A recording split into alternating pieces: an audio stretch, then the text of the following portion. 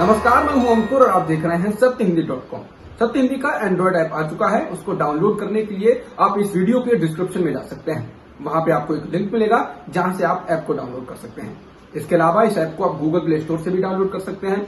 अब एक नजर डाल लेते हैं अब तक की खबरों पर। क्रूज ड्रग्स मामले में गिरफ्तार किए गए फिल्म अभिनेता शाहरुख खान के बेटे आर्यन खान मुंबई की आर्थर रोड जेल से रिहा हो गए हैं। इस मौके पर शाहरुख खान के घर मन्नत के बाहर बड़ी संख्या में उनके प्रशंसक जुटे और उन्होंने जमकर जश्न मनाया। आर्यन को गुरुवार को जमानत मिली थी। हालांकि उनकी जमानत पर विस्तृत आदेश शुक्रवार को आ गया था, लेकिन वह रिहा नहीं हो पाए थे। ऐसा इसलिए क्योंकि रिहाई से पहले की कागजी कार्रवाई समय पर पूरी नहीं की जा सकी थी। क्रूज ड्रग्स केस की जांच राष्ट्रीय जांच एजेंसी यानी एनआईए को ट्रांसफर की जा सकती है। एनआईए की 3 अधिकारियों की टीम शुक्रवार को एनसीबी के मुंबई दफ्तर पहुंची थी। सूत्रों के मुताबिक एनआईए ने क्रूज ड्रग्स केस से जुड़ी सभी जानकारी एनसीबी से ली है। दिल्ली में भी एनआईए और एनसीबी के अधिकारियों के बीच इस मामले को लेकर एक लंबी मीटिंग हुई है। एनसीबी के सूत्रों का कहना है कि एनसीबी के डीजी एसएन प्रधान से एनआईए के अधिकारियों ने मुलाकात की थी। सूत्रों का कहना है कि इस केस में अंतर्राष्ट्रीय ड्रग्स एंगल के चलते एनआईए इस मामले की जांच कर सकती है। उत्तरी त्रिपुरा जिले के पानीसागर में मस्जिद और दुकानों में आगजनी और तोड़फोड़ की घटनाओं के बाद अब त्रिपुरा हाईकोर्ट ने इसका स्वतः संज्ञान लिया है।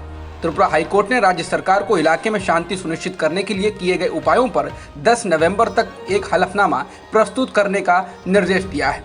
मीडिया रिपोर्टों के आधार पर मुख्य न्यायाधीश इंद्रजीत महंती और न्यायमूर्ति सुभाषिष तालपत्रा की खंडपीठ ने स्वतः संज्ञान लिया। फरवरी 2020 में दिल्ली में हुए दंगों को लेकर आम आदमी पार्टी से निलंबित पार्षद ताहिर हुसैन ने एक अदालत के सामने अपना पक्ष रखा। ताहिर के वकील ने कहा कि अदालत को गुमराह किया जा रहा है और उनके मुवक्किल दिल्ली दंगों के शिकार बने हैं। इससे पहले भी ताहिर हुसैन ने कहा था कि वह बेगुनाह हैं। ताहिर की ओर से पेश हुए एडवोकेट रिजवान और अभियोजन पक्ष के वकील ने एडिशनल सेशन जज वीरेंद्र भट्ट के सामने अपनी दलीलों को रखा। रिजवान ने कहा, मेरे मुवक्किल इस मामले में पीड़ित हैं और प्रदीप नाम के जिस शख्स की पार्किंग में आग लगी थी वह खुद पत्थरबाजी में शामिल था। प्रदीप इस मामले में गवाह है, लेकिन उस पर भरोसा नहीं किया जा सकता है। इस मामले में अजय कुमार झा नाम के शख्स ने पुलिस में शिकायत दर्ज कराई थी कि दंगाइयों की भीड़ के द्वारा ताहिर हुसैन की छत से फेंके गए पत्थरों, पेट्रोल बमों के कारण वह घायल हो गया था। गोवा में चुनावी दौरे पर पहुंची बंगाल की मुख्यमंत्री ममता बनर्जी ने एक बार फिर कांग्रेस को निशाने पर लिया। ममता बनर्जी ने कहा कि पीएम मोदी कांग्रेस के कारण और अधिक शक्तिशाली होने जा रहे हैं, क्योंकि कांग्रेस भाजपा की टीआरपी है। ममता ने कहा कि अगर कांग्रेस निर्णय नहीं ले सकती है तो देश को नुकसान होगा। उन्होंने कहा कि देश क्यों भुगते। उन्होंने कांग्रेस पर विपक्ष को एकजुट करने की आवश्यकता को पहचानने में विफल रहने का आरोप लगाया और भाजपा का मुकाबला करने के लिए क्षेत्रीय दलों के महत्व पर जोर दिया। पश्चिम बंगाल की मुख्यमंत्री और टीएमसी प्रमुख ममता बनर्जी ने प्रधानमंत्री की संभावित दौड़ के बारे में सवाल को टालते हुए शुक्रवार को कहा कि टीएमसी का मतलब है टेम्पल, मॉस्क और चर्च। टीएमसी द्वारा गोवा के आगामी विधानसभा चुनाव लड़ने की घोषणा के बाद अपनी पहली गोवा यात्रा पर बनर्जी ने एक मछली बाजार और 3 मंदिरों का भी दौरा किया। इसके साथ ही उन्होंने पूर्व टेनिस खिलाड़ी लिएंडर पेस और नफीसा अली और कई अन्य लोगों को पार्टी में शामिल किया। पार्टी कार्यकर्ताओं को संबोधित करते हुए बनर्जी ने कहा, मैं बिल्कुल आपकी बहन की तरह हूं, मैं आपकी पावर पर कब्जा करने नहीं आई हूं। कांग्रेस महासचिव प्रियंका गांधी ने यूपी की बीजेपी सरकार पर बिजली बिलों में लूट करने का आरोप लगाया। उन्होंने एक खबर को ट्वीट किया है जिसमें बताया गया है कि एक मजदूर के परिवार को बिजली विभाग ने 19 करोड़ से अधिक का बिजली बिल का नोटिस भेज दिया। प्रियंका ने कहा कि बीजेपी राज में बिजली बिलों और स्मार्ट मीटरों के लूट से प्रदेश का आमजन बुरी तरह त्रस्त है।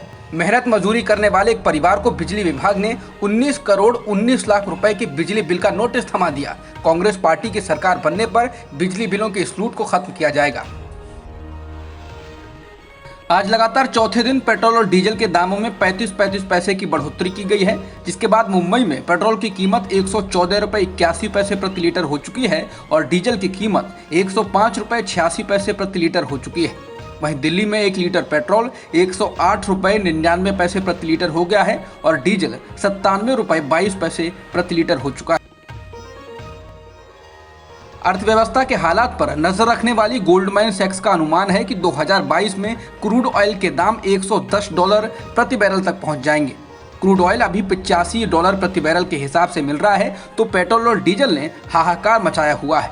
अगर ये $110 प्रति बैरल पहुंच गया तो हालात क्या होंगे इसका अंदाजा लगाया जा सकता है। सीधा मतलब ये है कि ऐसे हालात में भारत में पेट्रोल की कीमत 150 रुपए प्रति लीटर तक पहुंच जाएगी, जबकि डीजल 140 रुपए प्रति लीटर के भाव से बिकेगा। मध्य प्रदेश के अनूपपुर में तो पेट्रोल अभी ही 120 रुपए प्रति लीटर को पार कर गया है, जबकि डीजल 110 रुपए प्रति लीटर बिक रहा है। 5 राज्यों के विधानसभा चुनाव से पहले शनिवार का दिन बेहद अहम है, क्योंकि आज 13 राज्यों के 3 लोकसभा और 30 विधानसभा सीटों पर उपचुनाव के लिए मतदान हो रहा है। सभी मतदान केंद्रों के बाहर सुरक्षा के पुख्ता इंतजाम है और कोरोना प्रोटोकॉल के नियमों का भी पूरी तरह पालन कराया जा रहा है। नतीजे 2 नवंबर को आएंगे।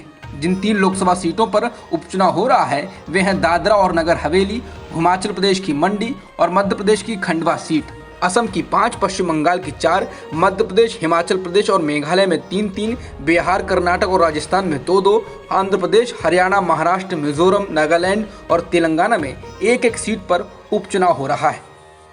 अब तक की खबरों में इतना ही। बाकी खबरों के लिए बने रहिए सत्यहिंदी.com के साथ। सत्य हिंदी का ऐप डाउनलोड करें गूगल प्ले स्टोर पर।